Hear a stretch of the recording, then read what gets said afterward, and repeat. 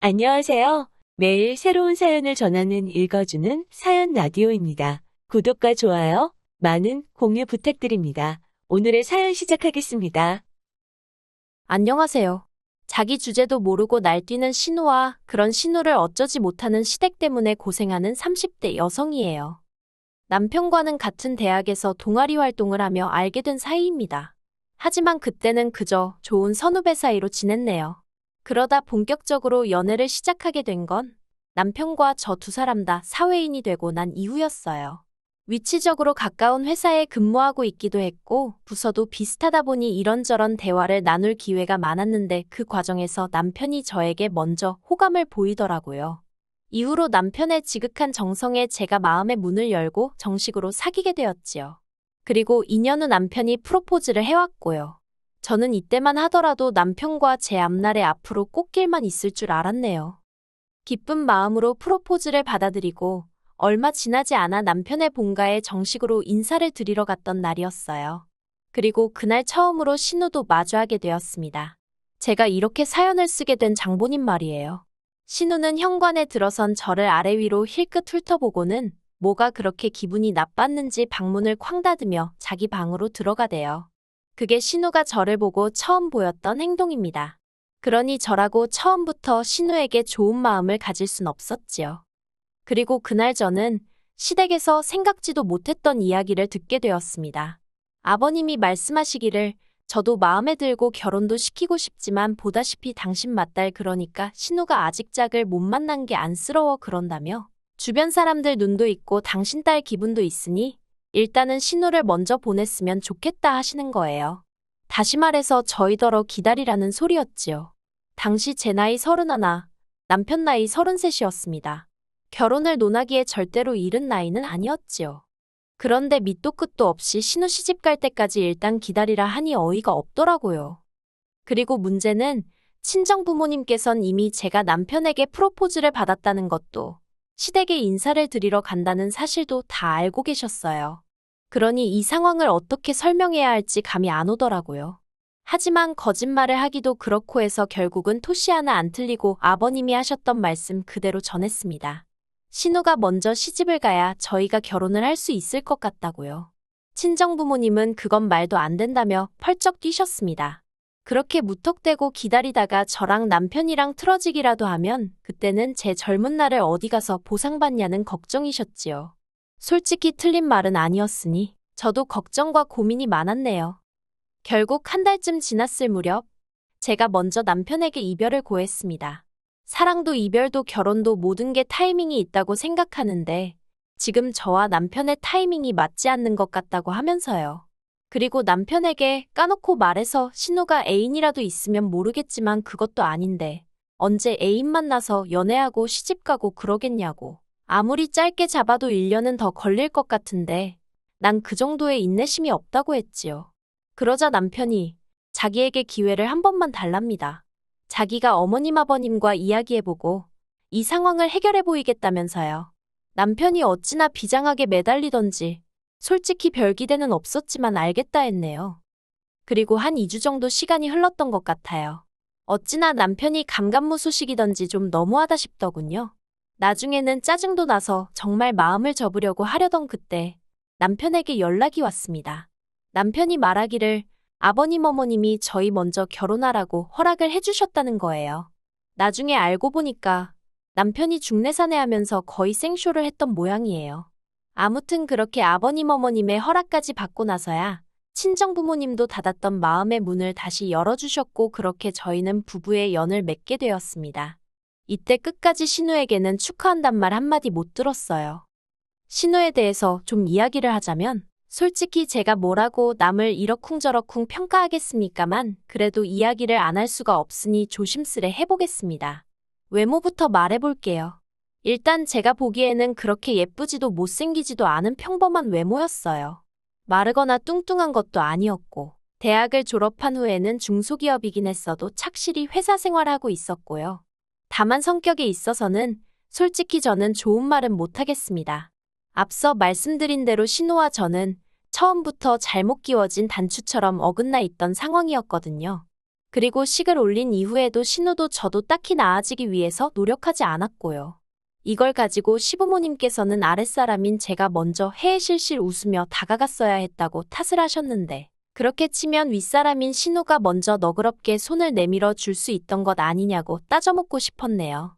말이 나왔으니 말이지만 언젠가 온 가족이 다 같이 모여 식사를 하던 때였는데요. 우연히 신우가 저랑 눈이 마주친 거예요. 그러니까 갑자기 젓가락을 딱 내려놓으면서 밥맛이 떨어졌다나요? 그리고는 아직 어머님 아버님 식사도 끝나지 않았는데 먼저 자리를 뜬 적도 있어요. 저는 황당하고 어이가 없어서 신우 뒷모습만 쳐다봤고요. 그리고 남편을 통해서 그날 제가 신우의 그런 행동 때문에 기분이 나빴다는 이야기가 아버님 어머님 귀에 들어갔던 모양이에요. 하지만 아버님 어머님께선 당신들 딸이 그럴 리 없다면서 혹시 제가 신우에게 무슨 자격지심이라도 있는 거 아니냐고 하시더래요. 어이가 없었지요. 아무리 생각해봐도 제가 신우한테 자격지심 느낄 이유가 전혀 없으니까요. 그리고 이 밖에도 제가 하나하나 전부 다 열거할 수는 없지만 여러 가지로 신우 때문에 스트레스 받는 일이 많았어요. 신우가 대놓고 사람을 괴롭히는 건 아닌데 주변 사람들로 하여금 눈치를 보게 만드는 재주가 있었거든요. 그러니 제가 미쳤다고 먼저 다가가고 싶었겠어요? 그러다 작년 여름이었습니다. 아버님 어머님께서 기니하실 말씀이 있다며 저와 남편을 불러다 놓고는 대뜸 돈 1,000만 원을 건네주시대요. 이렇게 표현하긴 뭐하지만 평소에도 돈이라면 정말 벌벌 떠시는 분들이거든요. 결혼할 때도 시집안 간 신우가 있지 않냐면서 딱 2,000만 원 보태주셨는데 그거 보태주시면서도 어찌나 죽는 소리, 앓는 소리를 하셨는지 몰라요. 그런데 그런 분들이 대뜸 1,000만 원을 꺼내놓으시니 도대체 무슨 말씀을 하려고 하시나 지레 겁부터 나더라니까요. 그리고 뒤이어 아버님이 하신 말씀은 어찌나 황당하던지 말문이 다 막히더군요. 당시 시댁은 대전이고 저희는 서울에 살고 있었어요. 그런데 신우가 서울로 이직을 해야 남자를 좀 만날 수 있을 것 같다면서 서울로 올라가고 싶다 했답니다. 그리고 아버님께서는 시집도 안 간 처녀를 혼자 살게 둘 순 없지 않냐면서 신우를 저희 집에서 데리고 있어달라 하셨지요. 이건 뭐 생각해보고 말고 할 것도 없었어요. 그 자리에서 싫다고 말씀드렸지요. 그런데 아버님께서는 딱 반년만이라면서 반년 동안 신우가 이직을 못하거나 남자를 못 만나면 당신이 머리채를 잡아서라도 끌고 나올 거라면서 저한테 통사정을 하시는 거예요. 오죽하면 이렇게 돈까지 주면서 부탁을 하겠느냐고요. 그리고 솔직히 아버님의 그런 모습을 처음 봤거든요. 남편도 살면서 처음 봤다고 엄청 당황해했어요. 그래서 결국 그래 평생도 아니고 반년이니까 먹여 살리라는 것도 아니니까 돈도 주신다니까. 말 그대로 이유란 이유는 다 끌어다가 스스로에게 합리화를 시키고는 알겠다 했습니다. 지금 돌이켜 생각해보면 돈 1,000만 원 없어도 사는데 돈이 웬수라고 정말 뭐에 미쳐서 그러겠다 했었는지 모르겠어요. 그래도 그때는 결국엔 좋은 며느리, 착한 며느리가 되고 싶었던 건가 싶기도 하고. 아무튼 그렇게 신우와의 합가가 결정되었어요. 그리고 신우가 온 지 하루가 지나기도 전에 저는 후회의 눈물을 흘릴 수밖에 없었습니다. 신우 짐은 어찌나 많고 또 시댁에서 키우던 개까지 데려올 줄은 몰랐거든요. 집에 오자마자 떡하니 거실 한쪽에게 오줌 패드 깔아놓고 밥그릇 물그릇 꺼내놓고 장난감 던져놓고 순식간에 집이 말 그대로 개판이 되대요. 그뿐만이 아니었습니다. 제가 개를 예뻐라 하질 않으니 신우가 외출할 때마다 개를 자기 방에다가 넣어놓고 나가더라고요. 그런데 문제는 그러고 나면 개가 문을 긁어대면서 정말 하루 종일 울고 짖었다는 거지요. 그리고 그 개소리가 얼마나 크던지 오죽하면 아파트 관리실에서 개 짖는 소리 좀 안 나게 하라고 방송을 해댈 정도였다니까요. 결국 한 달쯤 지났을 때 제가 신우더러 개 좀 어떻게 하라고 말을 했어요. 형님이랑 같이 살기로 마음먹을 때만 하더라도 개까지 데려올 줄은 상상도 못했다고요. 그러자 한다는 말이 지금 자기더러 개를 버리라는 거냐면서 저더러 어디 가서 그런 소리 하지 말래요. 무식하다고 욕먹는다나요? 어이가 없어서 저도 신우더러 남의 집에 얹혀 살면서 개까지 키운다는 소리 어디 가서 하지 말라고 진짜 욕먹는다고 받아쳐버렸어요. 그리고 지금 이 아파트 리모델링까지 싹 해서 들어온 건데 형님 개가 방문도 다 긁어놓고 막말로 이거 다 물어줄 거냐고 쏘아댔지요. 그러자 신우가 한다는 말이 아버님이 1,000만 원 주지 않았냐면서 그 돈으로 고치랍니다.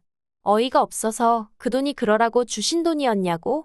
알겠다고 수리하는데 쓰고 남은 돈은 돌려드릴 테니 형님은 짐 빼서 내려가라고 했어요. 그랬더니 이제 신우도 더 할 말이 없었던 모양이에요. 며칠 뒤에 아버님이랑 어머님이 올라오셔서는 걔를 데리고 가셨거든요. 그런데 저더러 어쩌면 그렇게 매정하고 야박하냐면서 너랑 나랑 계약서를 쓴 건 아니지만 그렇게 따질 거 다 따지고 하는 게 보기 좋지는 않다고 한마디 하시대요. 솔직히 지금도 제가 경솔했다거나 잘못했다는 생각은 조금도 안 들어요. 아버님 어머님 탓을 하고 싶지도 않고요. 팔은 안으로 굽는다더니 시부모님도 어쩔 수 없었나 보다고 생각할 뿐이지요. 아무튼 두 분이 걔를 데리고 가면서 자연히 신우는 저희 집에 남게 되었습니다. 아버님 어머님 두 분 다 문제를 해결해 주었으니 약속대로 계속 신우와 같이 지내라 하셨는데 저도 달리 반박할 말이 없었거든요. 그런데 그날 이후로 신우가 사람을 정말 미치게 만들기 시작했어요. 솔직히 제가 걔를 안 키워서 그런 건지는 모르겠지만 걔가 죽은 것도 아니고 본가로 내려간 것뿐인데 걔 보고 싶다고 아침 저녁으로 훌쩍거리고 징징거리고 유난도 그런 유난이 없더라고요. 아니 데리고 있는 동안 엄청나게 예뻐했으면 몰라요. 한 달 내내 데리고 있으면서 샤워 한 번 시켰고 산책도 일주일에 2~3번이나 나갔나? 오죽했으면 저랑 남편이 퇴근 후에 데리고 나가서 산책을 시켰겠어요. 그런데 가고 나니까 보고 싶어 죽겠다며 우울하네 어쩌네. 개 짖는 소리가 없어지니까 신우 질질 짜는 소리로 환장하겠더군요. 결국 이번에는 남편이 먼저 나서서 어머님께 신우 좀 어떻게 해보라고 하소연을 했던 모양입니다. 그러자 어머님께서 그게 다 정을 쏟을 데가 없어서 그런 거 아니겠냐며 이참에 남자라도 하나 소개시켜주라 하시더래요. 그런데 남편은 말이 좋아 소개팅이지 결혼 전제로 맞선 자리 놔주는 건데 직장에서 괜히 말 나오는 거 싫다고 대번에 거절을 한 모양이에요. 그러자 그 불똥이 저한테 튀어서는 어머님께서 저더러 저 다니는 은행에 괜찮은 남자 없냐고 자리 좀 만들어 보라시대요. 하지만 저라고 해서 남편이랑 상황이 별반 다르지 않았거든요. 차라리 친구나 지인이면 모를까 그것도 아니고 신우를 어떻게 같은 직장 사람한테 소개를 시키겠어요. 뒤에서 무슨 말이 나올 줄 알고. 그래서 직장에서는 좀 곤란하고 아무튼 한번 알아는 보겠다고 했습니다. 그리고 솔직히 까놓고 말해서 쉽지가 않았어요. 막말로 시부모님이 신우 시집 보낼 때 집 한 채에서 보낼 것도 아니고 그렇다고 신우가 뭐 하나 특출나거나 대단한 게 있는 것도 아니라서 그런가. 벌써 신우 나이만 말해도 상대 쪽에서 손사래를 치기 일쑤였거든요. 그리고 저는 저대로 그런 상황이 민망하고 남사스러워서 고개를 들 수 없었고요. 그러다 지인의 지인을 통해서 41살에 정육점을 한다는 남자를 알게 되었습니다. 제가 직접 만나본 것은 아니지만 건너 듣기로는 사람이 수더분하니 괜찮다고 하대요. 젊은 날 오로지 돈만 벌다가 결혼할 시기를 놓쳐서 그렇지 집도 있고 정육점도 3군데나 운영하고 있다고요. 솔직히 제3자의 입장에서 보자면 뭐로 보나 남자가 아깝다 싶었지요. 하지만 남자에 대해 이야기를 하자 신우가 보인 반응은 가관도 아니었습니다. 신우가 저더러 어디 그런 늑다리를 자기한테 갖다 대는 거냐며 몹시 기분 나쁜 티를 냈거든요. 자기랑 3살 차인데 늙었다고 툴툴거리는 모습을 보고 있자니 황당했어요. 그래서 저도 모르게 신우더러 동갑내기나 연하를 만나려면 형님이 먹여 살려야 할지도 모르는데 자신 있냐고 한마디 해버렸네요. 하지만 신우는 제가 자기한테 일부러 그런 소리를 했다는 걸 눈치채지 못했는지 계속해서 자기가 원하는 이상형에 대해 떠들어댔습니다. 일단 키는 180은 넘었으면 좋겠고 직장은 대한민국 사람이라면 한 번쯤 들어본 회사에 다니고 있어야 한대요. 그리고 월급으로 한 달에 1,000만 원씩은 가져다 주면 좋겠다나요? 그쯤부터는 사회생활을 10년도 넘게 했다는 사람이 어떻게 저리 현실 파악을 못하나 싶어서 어이가 없더라고요. 하지만 다른 무엇보다도 저를 난처하게 그리고 화가 나게 만들었던 건 이후로 신우가 보인 행동이었습니다. 다 큰 성인 남녀가 만나는 자리다 보니 굳이 제가 신우랑 같이 나가 중간에서 인사시키고 그럴 필요는 없겠다 싶었거든요. 그래서 신우에게 남자 연락처를 주었는데 솔직히 저는 신우가 연락을 안 할 줄 알았어요. 만나기 전부터 불평불만이 끊이질 않았으니까요. 저 아닌 누가 봤어도 신우가 그 소개팅인지 맞선인지에 관심이 없다고 느꼈을 거예요. 하지만 예상과 달리 신우가 먼저 그 남자에게 연락을 했더라고요. 그리고 신우가 차인 모양이 돼요. 신우는 자기가 차였다는 사실을 받아들이지 못한 듯 했어요. 늑다리 주제에 어쩌고저쩌고 하면서 그런데 그렇게 퍼부어봤자 듣는 사람이라곤 저랑 남편뿐이었고 저희 둘 중 누구도 신우 편에서 말을 하진 않았거든요. 그랬더니 신우는 그게 더 심통이 났던 건지 기껏 한다는 소리가 저더러 그 남자랑 한통 속인 거 아니냐입니다. 그러면서 제가 신우를 창피 주려고 일부러 그런 남자를 소개했다는 말도 안 되는 소리를 해대더라고요. 피해의식도 정도가 있지. 그래도 처음엔 여러모로 안 됐기도 했고 안쓰러운 마음도 들어서 절대 그런 게 아니라고 신우를 어르고 달랬어요. 하지만 제가 그럴수록 신우는 기고만장해서는 저를 가만두네 안 두네 아주 난리도 아니더라고요.